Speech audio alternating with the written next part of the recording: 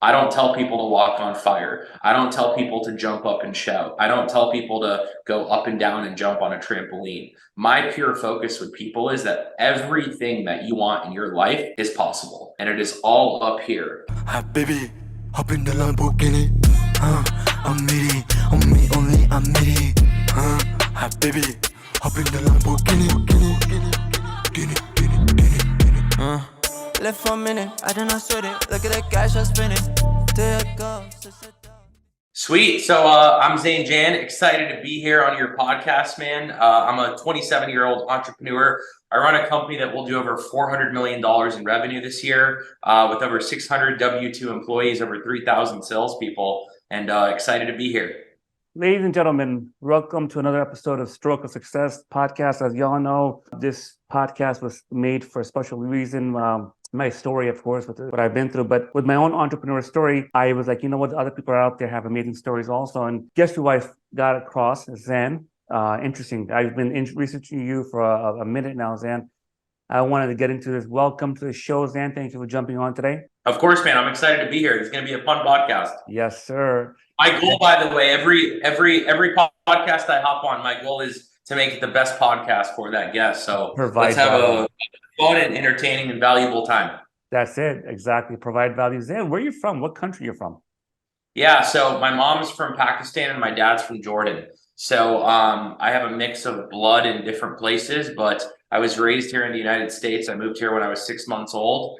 And since that point, I've been here in the United States. So obviously I've traveled the world. I've done many things, but the United States, I would say, is my first home just because I've been here my entire life. I'm a proud American. That's awesome. That's great to know. So I'm from my mom and dad from Pakistan, by the way. What part of Pakistan are your mom's from?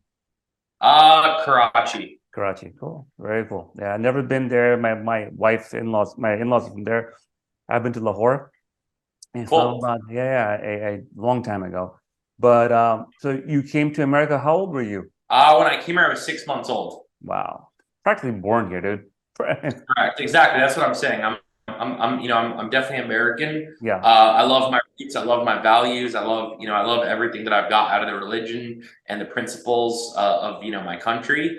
But at the end of the day, I was born American, and to me, it's the best of both worlds. I have the amazing principles of the Islamic religion, and I grew up in a very strict, disciplined household. But I also have the freedom of the United States and the ability to really chase my dreams. So I was born to a family that was extremely poor. So my dad was a taxi driver his entire life, up until he retired, essentially. And my mom worked in layaway because she didn't speak English. So she'd work in back stores and she'd fold clothes and, set up SKUs for business. And that's kind of what she did. Later on in her life, she went to do more clerical assistant work at a school. But pretty much my entire life, my parents never made over $20,000. So that's been my entire journey in life. And I've always been extremely motivated and hungry to make it in the United States. And, when we came here, we had to live in the basement of one of my uncle's houses. And it was a 300 square foot basement. And there was one bed, and me and my parents stayed there. And then when I got a little bit older, we had the dream happen, which was move into our own place, which was a 700 square foot apartment in a project in a small town called Weymouth, Massachusetts, outside of Boston, where at the time it was the largest opioid epidemic per capita in the United States. So there was people, overdosing on OxyContin, people overdosing on heroin. I'd walk outside sometimes and see needles on the floor. So that was the environment that I grew up in. Sure. So yeah, unpack that a little bit, man. That's heavy. Blue collar work, father, right? Of course, Massachusetts is not the most parts where you were not the best. What was your psyche? As far as you can go back and look back, like, were you like, you know what, I'm gonna get out of this and I'm gonna 10x this, or were you kind of like, let me see what life would take me as a kid, 5-year-old? So my entire life, I've been extremely motivated. I've always wanted to succeed since the day I was born, and I really believe that. Someone asked me the other day, Zain, do you think people are born with success? And I always say no, because when we're born, we all want one thing, and that's milk. Right? All of us want milk when we're a young little baby. But as we get older, right, we start to really look at our environment and our surroundings, and that dictates what we are in life. However, there's a small group of people who look at what they have around them and they are not satisfied and they are not content. I don't care if you were born like me with nothing. I don't care if you're born in Africa with no access to internet, water, or food. And I don't care if you were born a multimillionaire with a trust fund. At the end of the day, every single one of us has a goal and has a dream. And it's about the distance that we travel in life. So I always looked at myself and I said, it's going to be all about the distance. I want to go far. Now, I never saw an exotic supercar as a kid. I never saw mansions. I never saw multi-million-dollar homes. I never saw designer clothes. I never saw these things that the rich get to indulge in. What I saw was people walking down the street who didn't have a purpose and who didn't have a hope. And the most successful people where I grew up were kind of blue collar. They were, police officers, they were firemen, they were electricians, they were construction workers, they worked in supermarkets, they worked in restaurants as waiters. That was the cream of the crop of where I grew up, and that was considered successful and rich. If you went into a trade and you were a part of, let's call it the electrical union or the plumbers union, you were considered successful. But I never thought of that as success. I did not want to bang a single hammer. I did not want to bang a single nail. All I wanted to do was succeed and do business, but I didn't know what that meant. So as I grew up, I was a very curious mind. You see, my parents, my dad would wake up at 6 a.m. and leave the home around 7 a.m. and he wouldn't come back until midnight, working every single day. So I was pretty much on my own because my mom was working, my dad was working, and I was a little roamer. So I would go around and I would walk around or bike around the entire neighborhoods and just meet and talk to people. I'd walk into gas stations and I'd talk to maybe the gas station attendant or the owner of the gas station if I was lucky, and I would ask them for jobs. I would ask them how the business worked. And I was doing that at 8 and 9 years old. I was a little kid doing these things. In the place that I grew up in, there was a maintenance worker. I remember his name is John. He used to work there every single day. And every day as he was working on something, I'd walk over to him and I'd ask him, how can I assist you? How can I help? And I would help him and he'd give me $1, and it was the best day of my life. So that was always my motivation, and what I wanted to go after was just make money and figure it out, because I knew at a young age money was extremely important and it was very essential, because every time my parents argued, it was over money. There was never ever an argument that wasn't over money. It was always over money. So when I realized that, I was like, it is extremely important to figure out this money thing, because if I don't figure it out, I'm going to just be just like my parents, and there's nothing wrong with them, but they didn't have the life that I desired. And I never wanted to fight with my spouse or my family about money. So as I grew up, the only people I saw that were young and were successful were the people that were dealing drugs. So that was kind of my first venture into entrepreneurship. At a very young age, I did my first drug. I smoked a blunt at 13 years old. And then at 14 years old, I picked up my first ounce of weed and I sold it. And the first time that I ever did that, I was like, I understand how economics work. All I have to do is buy a product at a lower price, and then I have to sell it at a higher price, and I can collect the margin in between. And my costs are a scale and a little zipper bag. And as long as I take my cost out and factor them in, the rest is going to be my profit margin. And that was my hustler's university, you could call it. How old were you at the time? 14 years old. Okay, 14 years old. You got the formula, the basic formula that some people takes forever to do. I'm gonna rewind. Yeah, and I found out what money was. On my first play, I probably made $100, and I was like, wow. My dad has to probably go and work 7 or 8 hours, and I just figured out how to do this with one transaction. How can I create 1,000 of these transactions? Yeah. Fast forward, I built, a little mini Zain drug enterprise, and what was crazy was no one knew about it. My parents didn't know about it. My friends didn't know about it. My family members didn't know about it. I kept it extremely low key, and I would never sell to people that were in my school or people that were necessarily my age. I would always sell to people that were, 4 or 5 years older to me than me, and I would never talk about my age or what grade I was in. And there was times at a young age, I remember I walked down outside of the apartment, and there was a Toyota car that pulled up, and it was a drug play that I was doing. I was probably 15 years old at this point. I had an ounce of weed. I went. There was 4 guys in a car. They were probably 5 years older than me, and I handed them that weed, and then they robbed me.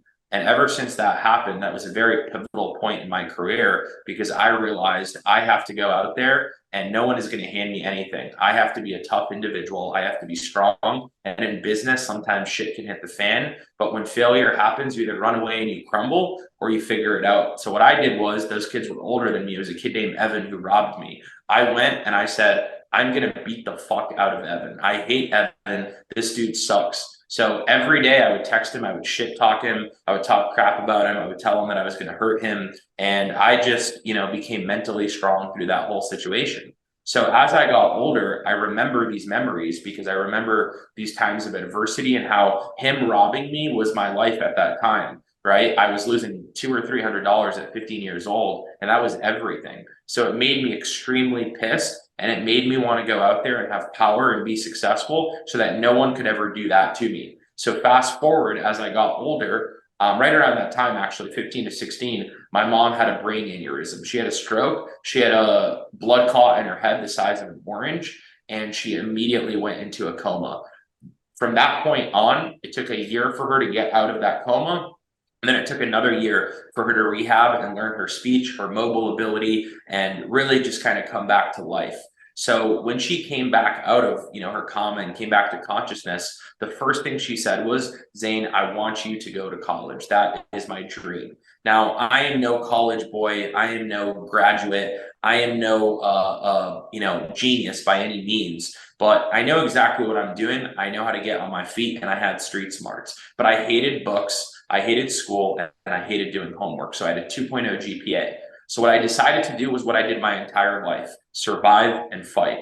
And I said, if I want to get into school and I want to do this for my mom, I got to survive and I got to fight. So I got to fight for my acceptance. So I applied to all these different schools. And in my college essays, I wrote about being a drug dealer. I grew up about, being a first generation immigrant, figuring out how to make money, and then going through this with my mom and how this was my dream. And luckily there was one school. It wasn't a great school by any means, but they had a 3.4 to 3.5 GPA average acceptance. Keep in mind, I had a 2.0. It was the University of Rhode Island. So I went to university, I got in, I was there for a year. I did the same thing. I was no big time drug dealer by any means. I was a small time drug dealer, but I was selling drugs again. I was promoting. How much are you making?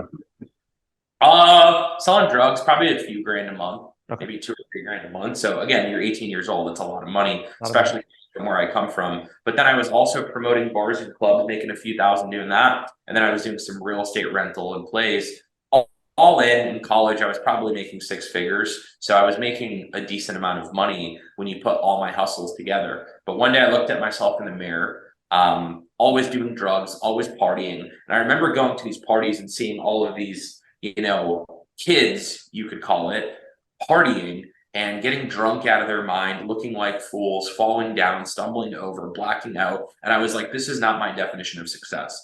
This is not why my parents came to the United States. They came to the United States to give me a life, for me to prosper and succeed and set a legacy. And my legacy will not be that I one time did a keg stand in college, or I blacked out, or I was the biggest partier. So I looked at myself in the mirror, slapped myself in the face, never touched cocaine again, never touched weed again, never touched alcohol after that point. And I went all into business and success. So I dropped. Exactly. What's the age right now? 18 and 19. So I was around 19 years old when that happened. 19, this flip, a switch came, dropped the cocaine, all the drugs, alcohol, all that out the door. Correct. Yeah. So I dropped all the drugs, all the alcohol, everything out of my life. I literally didn't do a substance other than coffee and some tobacco like this. So I did that. And at 19 years old, I looked at myself in the mirror and said, who do I want to be and what do I want to do? And the word billionaire came to my mind. I will not stop until I become a billionaire. And that was the goal. I am not going to stop. I don't know how I'm going to do it. I don't know how I'm going to figure out, but I don't see any billionaires that sold weed or sold drugs to get their way to the top. All the billionaires that I knew were people that created successful businesses. And that's what gave me the inspiration and motivation to find my purpose and my vehicle. And the vehicle came calling shortly after that. I had a friend, he came to me and he said, Zain, I have an opportunity. It's the solar industry. This is the future of the way that energy works. I want you to come. I want you to sell solar with me, and I want you to do it door to door. Here's a $20,000 pay stub. And I looked at that pay stub, and I just remember the scene from The Wolf of Wall Street, where Leonardo DiCaprio comes and he goes over to Jonah Hill and he shows him his check, and Jonah Hill goes, "If you can show me a pay stub of that, I'll quit my job right now and come work for you." He calls him That boss. same exact thing. I said, "If you show me that check, I'll drop out of school." So I dropped out of school. I went all into door-to-door solar. I dropped all of my hustles and I started making six figures legitimately in my first year of solar. I later left to go and I got recruited by Tesla, which was Solar City at the time. I worked at Solar City, became the top sales rep there, and also building the biggest office in the company, which was based out of the Northeast. Shortly after that, I had the biggest opportunity of my life. I had a successful CEO who believed in me, and he said, "Zain, if you want to come out to California, I'm launching a new solar startup. I understand the finance space of the business. I understand the software space of the business. And I understand the install side of the business. If you can come and you can give me all of your effort and build a sales and marketing force, I will give you equity in this beast." I said, "Okay, I'm going to come do it." I dropped everything. I left a six-figure income, which could be seven figures with override. How old were you this time? I was 20 years old. What year was it? This was probably 2016. Okay. Sorry, Yeah. continue. So 2016, I do this, and I'm like, okay, I'm going to do it. So I burn all my bridges. I leave Boston, Massachusetts for really the first time ever to move somewhere, right? I had lived between Boston. I had lived in Rhode Island for college, but that was it. I'd never left this Northeast area, really. So I went to California. I went all in, and I was like, I'm going to burn all the bridges. I'm going to forget about all my friends and all my relationships and my connections. I'm going to get extremely comfortable, and I'm going to move to the Bay Area in California. So I moved to Walnut Creek, California. That was really the biggest and most uncomfortable thing I did, because again, I didn't know a single soul. And what I did was I said, I'm going to recruit 5 killers, 5 soldiers that I know in my life that can run with me and help me build this thing, because an army is built with a team. It is never built alone. So that's exactly what I did. I went all in to building this business. And that's exactly what happened. I started as a sales manager at this company. As the company grew and scaled, they labeled me a chief revenue officer, and we built a $25 million business within our first 12 months. This was my first true sign of success. But as we scaled, when we got to year 3 in the business, I got extremely competent in the industry. I learned the inner workings. I learned about how financing worked. I learned about how installing worked. I learned the technology of the business. And of course, I was the best at sales and marketing. And I knew I was the absolute best, and no one could stop me. And I knew at that point that if you can bring the sales, no matter what industry you're in, if you can bring the sales, you will always have a job, and you will always have the control of anything, because the sales is the lifeblood and the heartbeat of an organization. So what I looked at, I looked at the business partners running the business, because at this point I had achieved some equity in the business. And I said, what do we want to do here? And I didn't hear billion-dollar company. I didn't hear massive success. I didn't even hear scale outside of California. I heard, let's double down, let's be profitable, and let's build this nice business. And I absolutely hated that. My entire life, I grew up, right, always surviving, always struggling. So when I heard someone getting, content and settling and not wanting to be successful, it was something I was disgusted with, quite frankly. I did not want to be around people like that. I wanted to be around people that were motivating me and pushing me to succeed. And I never wanted someone to tell me that, oh, Zain, enough is enough. I was like, F that noise. I'm done with that bullshit. I want to go all into success, and I want to be big time here. And I know that if I want to be a billionaire, just like that promise I made to myself at 19 years old, I have to do something different. And that became my core and essential focus. So at that point, I dropped everything. I left my equity on the table. I left my business. I left everything that I had ever done to go start from scratch completely, because I believed in myself so much. I had a high level of confidence and conviction. And I knew that if I wanted to win, I had to always keep betting on myself. And betting on myself never, ever proved me wrong. I always win when I bet on myself. So that's where better. That's just, I'm just floored, dude. I'm floored. I knew a little bit about you, bro, but I didn't know this much. So you're 20 years old. You left me at 2021. See ya. Okay. Correct. Question. No. I left the business at, I was there for 3 years. I left in 2019. 2019, you're 23 years old. Yeah, correct. Okay. I'm like 24 at this point. Okay. Yeah. I'm a timeline guy, the timeline years, age. That's my thing. Question. mom and dad, did you say, man, I need their support? I need them to tell me, hey, son, you can go do it. Beta, go get it. You can do it. Or were you like, you know what? I don't care what the world says. Fuck everyone else. All due respect. I know I'm betting on myself. Did you have any friends, coaches, anyone, cousins, uncles? No, everyone talks shit to me. Everyone talks shit to me. My Talk about uncles, it. Share the shit with me right now. everyone told me, saying you need to go to university, you need to finish your school. There is no such thing as winning at door to door. When I look at people today, I'm absolutely floored that they decide to go and work an office job 9 to 5 with no hopes and dreams and putting it all aside. I put it all on the line. I went door to door. I got my knuckles bloody and I would knock doors every single day. At minimum, I was hitting 100 doors every single day, having relationships with different people that I had never met before and being absolutely rejected. So rejection was in my blood. I knew exactly what it was, and I knew always on the other side of rejection is success. And that's what kept me motivated, and it kept me going. So while I had these quote unquote haters, these friends from college, right? Quote unquote friends, absolute losers today. While I had, my uncle and my family and my aunts all telling me, yo, Zain, you got to go to school. Did you see your cousin? She just graduated from Boston University, and this person graduated from here, and this person's getting married. I was like, fuck that noise. I don't want any of that. I want to be successful, and I want to be a billionaire. And if you want to get in the way, you're not my family. And the best part about it was my parents were on board. They were like, okay, we don't agree with this. We don't want you to do this, but we're on board. Go and figure it out. So that's what I did. I left. I started Sungrade Solar in 2019. And you fast forward today, like I said, a $400 million business with 600 plus employees, thousands of salespeople, and not even close to being started. Today, I am 27 years old. It's May 27th, 2023. If we look at myself on May 27th in 2026, and I am not a billionaire, I will jump off of this building right here into the ocean. Amazing, bro. Oh my God, the conviction. Question around this journey up to 23, right? When you left the company, did you do any self-development? Tony Robbins, coach? I mean, did you believe in that stuff? To invest in reading books? I call Tony Robbins. Listen, I have a massive amount of respect for anyone that's built a large business. Tony Robbins has built a business that does over $500 million every single year, and he owns a few hundred companies. So I respect him as an entrepreneur, but I do not respect his philosophies and his process. I don't believe that walking on fire at a convention does anything for anyone. He walks on fire. He tells people to walk on fire. I think that's absolute bullshit.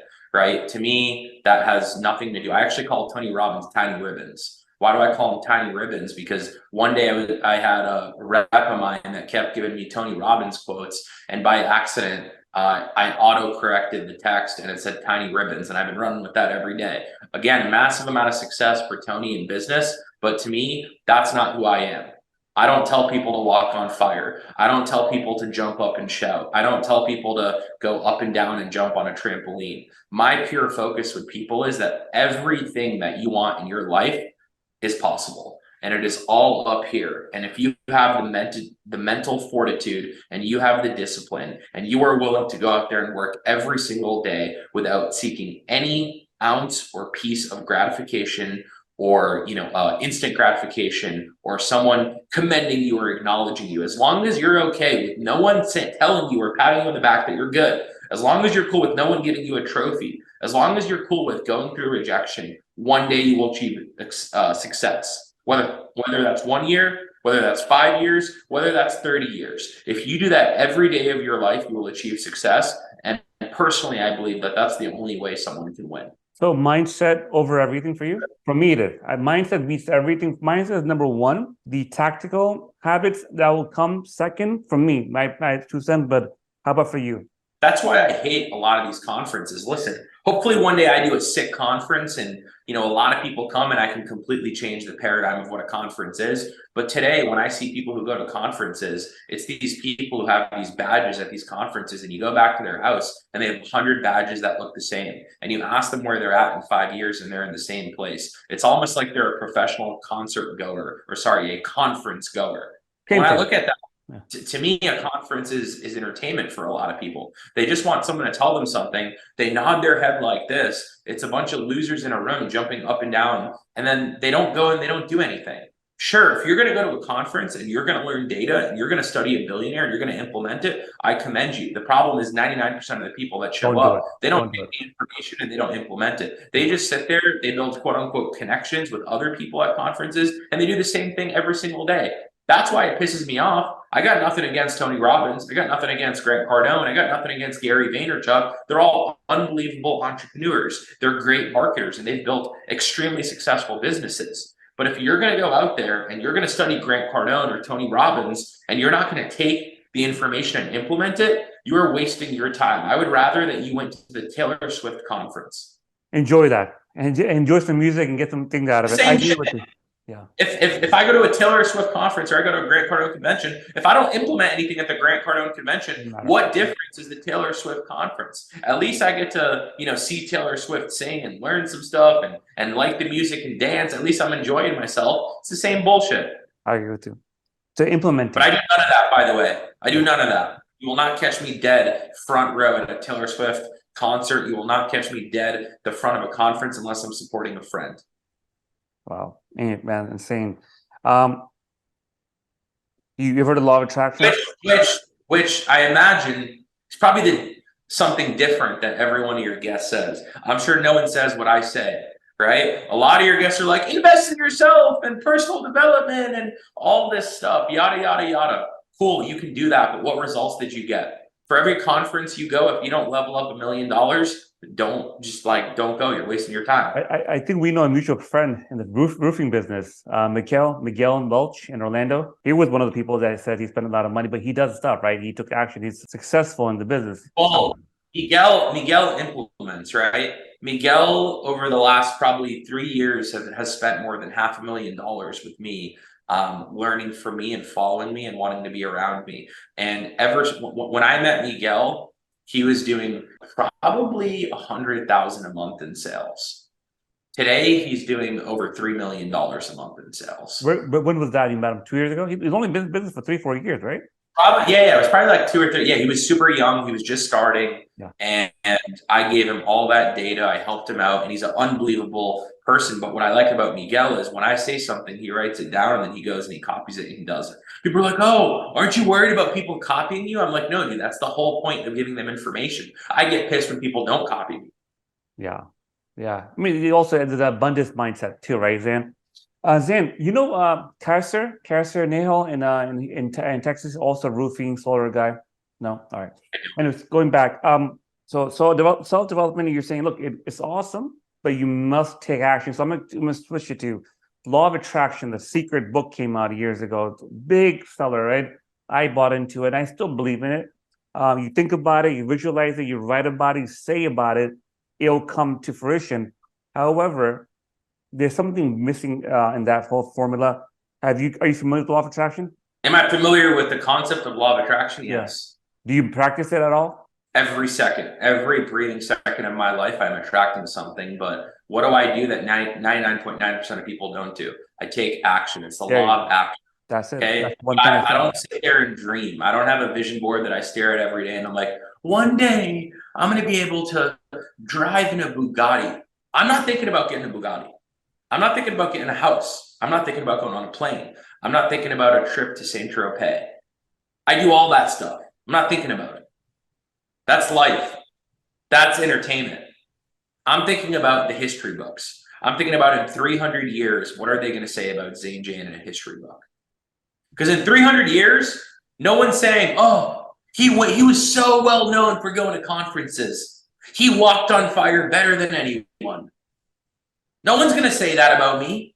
What are they going to say about Zain? They're going to say Zain was a fucking titan. Zain changed the way that the world worked and he helped humanity. And he left Earth better than when he came into it. And that is what I am focused on every single day. What I attract is that there's 8 billion people around the world and they all know my name and I've impacted every one of their lives. That's the goal. That's the only goal. That's all I think about. What's money? Money's a digit in a bank account. People are like, oh, Zain, how could you spend $100,000 on a one-way jet ride? Because it's a digit in my bank account. That's all it is, and that's all it will ever be. I actually care less about money than most people in the United States. Why? Because I don't look at it every single day. I look at money as a tool and a resource, and I use that resource to continue to achieve more success and have a great, abundant life for myself, my family, and my loved ones. And that is my focus every single day. And I believe any minute that you spend focused on, oh, this costs so much money, what am I going to do? This is so expensive. You are going backwards. 99% of my time is spent on creating income, creating businesses, solving problems, and helping people. You're a saver, in our Desi Pakistani Arab community. We save the money, put it away, son, for a rainy day. What do you think about that whole, slogan we have in our culture? I don't look at receipts. I sign receipts, but I don't look at them. Wow. That's it. Simple as that. My mom looked at receipts. My mom still clips coupons. Love her to death.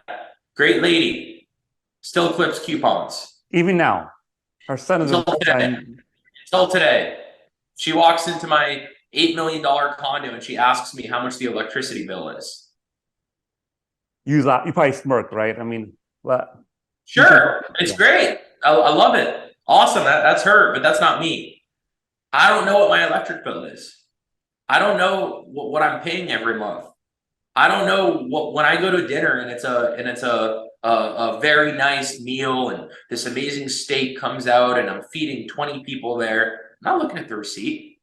I'm thinking about the opportunity at that table. How can I use this dinner to create more success and help more people? How can I make a difference and an impact? In everything I do, there is a purpose. When I'm on a yacht, I have a purpose. When I'm on a plane, I have a purpose. When I'm at a dinner, I have a purpose. When I'm on the phone, I have a purpose. When I'm on this podcast, I have a purpose. I do not walk around like a dead body like most people. Most people, I call them bodies. They're just bodies. They walk around. It's a meat vehicle. It's a vehicle made out of meat, and that's all they do all day long. They push their little meat vehicle around, but they have zero sense of purpose and desire. And people say, Zain, you're so selfish. How could you talk so carelessly about money? Am I selfish? How much did you donate last month? How many people did you help? What impact did you have? You're selfish by not creating success and not making money because you can't help people. Oh, but Zain, every Sunday I go and I feed the homeless. Well, how many people have you helped? 100 homeless people over the course of 5 years? I've helped tens of thousands of people. Zain, you're religious at all? You practice Islam? Yeah, I'm extremely religious. And every day I strive to be better. I went through a stint in my life where I wasn't religious at all. And every day I strive to be better. Sure, I make mistakes. Sure, I commit sins. But every single day, I try to be better. And I focus on that. And every day I know when I wake up, I'm a better man than yesterday. Let's go back to 2019. You left the company. What happened after that? You're 22, 23, 23, 40, 23, 24 years old. You guys, c'est la vie. I'm not working for y'all. You're good. I'm good. I want to be a millionaire. What'd you do after that? Got lawsuits. I got threatened. I had people quit. I had people not follow me. I did the same thing that I've been doing since I was 8 years old. Fighting, surviving. Knocking doors, baby. I still knock doors, but not literally. I'm not in the field knocking the door, but every time I'm doing something, every time I'm closing a deal, I'm knocking doors. That's why I think every young person in the United States, the youth, they should learn how to knock doors from the age of 10 and above. I believe it should be required curriculum in schools. Because if you knock a door, you can get anything that you want. And that's exactly what you learn. You're knocking on different type of doors now, right? I mean, the game changes. There's different levels of the game, right? So, but the metaphor is the same. Correct. If I'm talking to a billionaire, what am I doing? I'm knocking on a door. So, okay, knocking on doors, got lawsuits, people left you. Next, what was the next move? You open another company? What was the next move, next success after that? Scale. I needed to find more people that were bought into my vision. And that's what I did every single day. If you ever hop on a call with me, I will always talk about vision. I will talk about the future. And I have one goal in mind, and that is to help people. If you come and you work with me and you are completely broke, my goal and my dream is to make you successful. And sure, there's times I have to fire people. There's times I have to lay people off. There's times I have to let people go. But just like everything in life, there's times where there's things that are dragging you down and you have to make the strong decision and confront it. That's business. but you can't be emotional about it. So my entire career has been that. It's been growing, adding people, subtracting people, adding people and subtracting people. Because when I look at a business, what is a business? It's a group of people. What is a government? It's a group of people. What's a country? It's a group of people. There's no machine. It's a group of people. So if you can learn people, you can master people, and you can put all of your time and energy on surrounding yourself with the best people, you will become a product of the people that are around you. And I believe I'm successful today, not just because of me, but because of the people that I've surrounded myself with. You still have the same friend from childhood? No, I don't know any of them. Dropped out all of them? Yep. They're either dead from heroin overdoses, or they're sitting there somewhere kicking rocks. They're like, oh, what about your day ones? You know, Drake always says day ones. I don't believe in day ones. I believe in people that grow with you.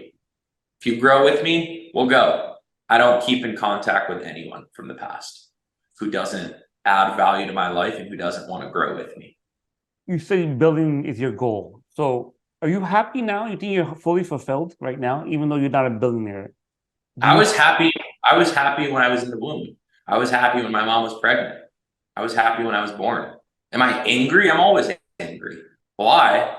Because I'm living here in this, 39th floor, but I don't own the building. There's a guy that owns that entire building behind me. I don't own that. I didn't develop that.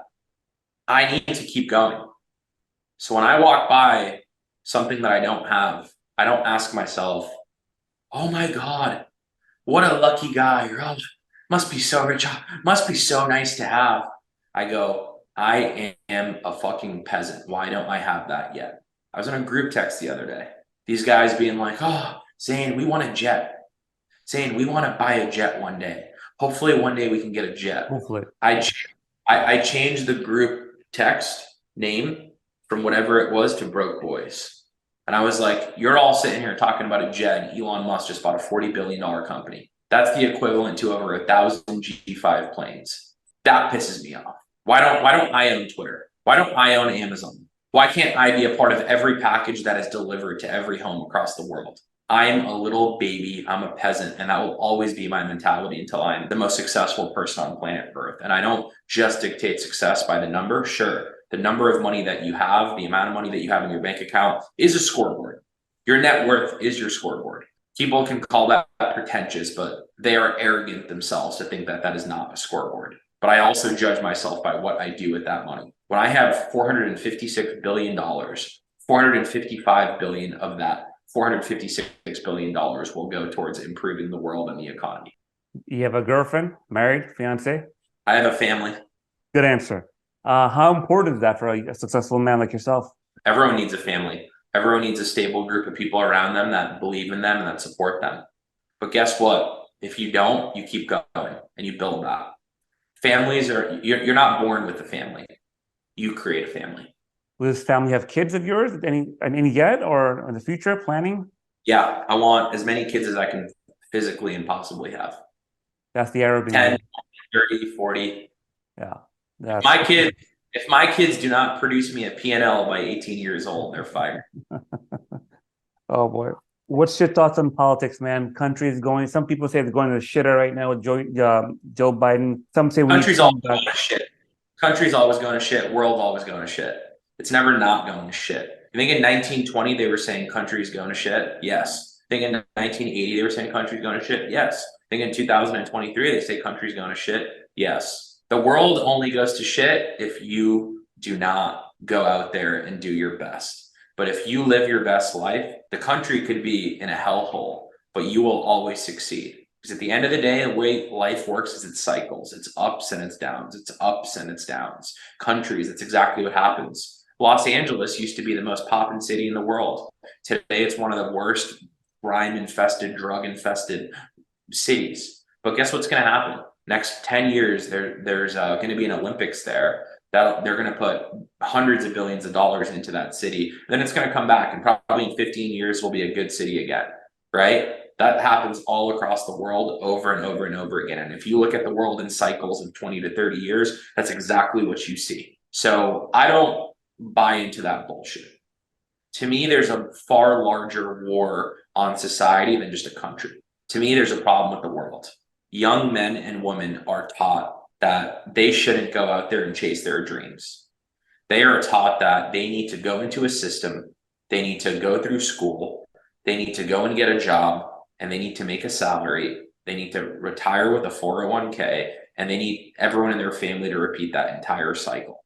That entire existence is a scam. It is an economy and it is a business. And I'm a firm believer in that. I think that's the war. I think we have a war in our youth. You go to China, what happens on TikTok? You're limited to your daily usage, number one. Number two, you are limited to educational content until a certain age. You go to the United States, you look at an 8-year-old TikTok, it's a girl twerking, it's another guy, rapping. There is no value on TikTok for the US demographic and society and the children. And I think World War III is the war on the mind. It is not the war fought with guns. It is not a war fought with nuclear weapons. It's a Trojan horse. What are they going to do? They're going to come in, and it's a war on the minds. And you're going to have a bunch of kids running out there, not knowing what to do, not being educated, dyeing their hair green and pink, telling themselves that they don't know who they are and what they identify as. And you're going to have these other countries that want to be a superpower come in and absolutely annihilate us. That's what's going to happen. So I'm a US citizen. I was born here in the US. Or I wasn't born here in the US, but I was born a natural US citizen. So when I came here, my dad actually had already achieved his US citizenship. So I was a natural born citizen. So one day in the future, might be 15 years, might be 30 years, I will run for president. I wasn't born here. People are like, Zain, how could you run for president? Well, I'm what's labeled and called a natural born citizen of the United States because my dad was a US citizen. So I was born with that. So when I found out that I could do that, because my entire life, I always thought I would never be president because just simply not being born here and the policy around that. When I found I was a natural born citizen, that became a goal and a target. And it won't be just to, be political and to be more known, but it's to actually make a difference because we do have, if you look at the US Constitution, if you look at the Declaration of Independence, you look at all of the founding fathers and what they set a very good example for what this country should be. And we have steered away from our principles. And whenever you look at a society that steers away from their principles, you will see a society that is decaying and dying. And that's what happens. And I believe that that is happening to our society, but I know that it can be revived, and the US is the most powerful country on planet Earth. And my goal is for the rest of the world to not look at us as a joke. Because you go to Dubai right now, you go to Saudi Arabia, you go to Qatar, the Western world looks like a joke. They make fun of us. You go to China, you go to Russia, they make fun of us. And I hate that. I got a chip on my shoulder for that. I want to fight that war because I know we can win, and this is a place where true freedom and independence is built on and created, and we will get that back. So I'm not necessarily worried about it, but I want to be a part of the solution. You read my mind. And my second question for you, but politics, you already got me there. Materials things. Of course, you have a beautiful condo looking in the water. You have nice cars, nice sneakers. I have exotic cars. I live in a very nice place. I have amazing trips. I travel around the whole world. I do awesome things. Yes, all of the above. But that is not what is significant in my life. What's significant in my life, or what 99% of my life is that you don't see, is work. All day long, I'm working. Ever since I woke up, I worked. I woke up, I went to the gym. I didn't have enough time in the gym. I went to do a call. I left the call, I went back to the gym, and now we're here on the podcast. And now I'm going to go, and after this, I got calls all day long till midnight. Again, it's a Saturday. This is what I do every single day, and I will never stop doing it. Today, I could stop. I could live a much easier life. I could stop working. I could stop doing things. I could stop creating businesses. I could stop helping people. But that would make me selfish and arrogant. And I am not a selfish and arrogant person. I believe God has put me on planet Earth to go out there and help people and help shift society into the right place. So every day until the day I die and I'm 6 feet under, I will work. And that's what's significant in my life. Where do mom and dad live? Boston. And they'll probably never leave. Why? Typical Dixie. Typical boomers stuck with the same habits and the same things. Again, I love my parents. They're awesome. Best people on planet Earth, in my opinion. But They're stuck in their ways, and that's completely fine. I am the legacy here. My name is the legacy, and they created me. So in my opinion, they have accomplished far more than anyone that I know. You know, as I told you before we started the call, I live in South Florida. Miami was my playground. I party every single day of the week in my 20s, which I regret very much right now. But you're not tempted to go down there, go to live tonight, go to Poppy Steakhouse down the road? You know, I mean, like, it's, how do you, like, look at you, look, turn around, man. Like, yeah, I can't believe how beautiful your background is right now. I know the owner of Poppy Steak. I know the owner of Live. I'm cool with everybody. I have friends. Last summer, I partied on a yacht with Jamie Foxx and Leo DiCaprio. I've partied with the best celebrities in the world. I've gone to every major event that you could imagine. I've sat courtside at NBA finals. I've done everything. I have lived life, for sure. But again, that is not the significance. I don't like to talk about that because that has nothing to do with why I'm here. What's significant is what got me here. Why do I have this beautiful house? Why do I have success? It's because I didn't fall into society's plan for me. I created my own plan, and I created my own success, the way every single human being on planet Earth can do. You really luck at all? The word luck, I hear it all the time. One of my aunts says all the time, "You got lucky, that guy got lucky." I know. Luck is the best excuse on planet Earth. I agree. Because people That's get it. Yeah. You know, it's just people use that as an excuse or a justification. Again, we're all born the same way. We all come out the same way. We all crave one thing when we're born, and that's milk. And that's it. Everything after that is completely up to you. What type of business are you part of? You say you own multiple businesses, right? So we know about the solar system, right? The whole system situation. What else do you own or part of? Yeah. So I own a 9-figure solar installation business. I own a software business within that. I own a sales business within that. I own a construction business within that. And then on top of all of those businesses, there's probably 15 or 16 LLCs sitting there that do over $1 million a year, or many millions every single year. I own a 8-figure consulting business that helps entrepreneurs, business owners, and different people from different walks of life scale up and succeed in the business world, because that is my skill set. God didn't, bring me into this world to be an NBA athlete. God didn't put me in this world to be an NFL athlete. I was not born with the ability to sing or rap. I was not born with the ability to go out there and paint. I was born with the ability to contribute to the economy, hire people, improve the economy, and improve the world. And that's what I do every single day. Then I'm blown away, man. I was talking to your guy, and Lewis is the name. I forgot his name. That we have to do a part 2 face to face. I'll bring my camera, my lighting. You're free in the future. We got to sit down, and there's so much more I want to jump into, man. But thank you for jumping on today, Zain. I mean, dude, I touched on your story. I did a lot of research last night. I was up to 12 o'clock reading or watching all these videos, and did not do justice. What you shared today, man, I hope to my listeners, my viewers that are watching this, I hope you got the same value that I got. I'm 41 years old, and man, the fact that you have a mission and a vision, you could right now, you could retire, dude. You could be done. You could be done. Like, it's if I retired today, put a gun to my head and kill me. Like, that's my view. Why? The most valuable thing I have is not this watch. It's not this car. It's not this house. It's not this view. The most valuable I think I have is up here. And the minute I retire is the minute I shut this thing off. God bless you, man. God bless you for doing amazing work, man. Thank you, Zain. Thank you for jumping on. Thank you for jumping on board Circle to Success podcast today. Like you said, part 2, face to face. We'll sit down. Man. I'm in. Awesome. Thank you, Zain. Thank you so much for jumping on board.